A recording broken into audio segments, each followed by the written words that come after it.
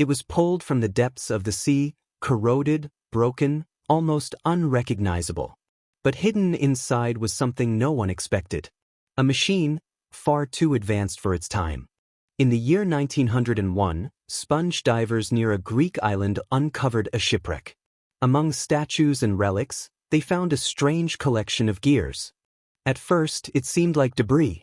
But as scientists examined it, they realized it was a complex system of interlocking gears, something never seen from the ancient world. The device was dated to around 100 years before Christ. Yet its engineering resembled technology that would not appear again for more than 1,000 years.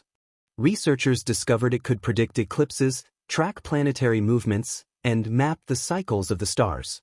An ancient computer, built by a lost genius. But one question remains: who built it? No records describe its creation. No other machine like it has ever been found. If such technology existed, why did it disappear? What happened to the knowledge behind it, and the people who created it? Using modern imaging, scientists have reconstructed parts of the mechanism. Yet even today, its full complexity is not completely understood. The Antikythera mechanism challenges everything we thought we knew about ancient civilizations. It suggests a level of knowledge far beyond expectations. If one device like this existed, could there have been more? And if so, where are they now?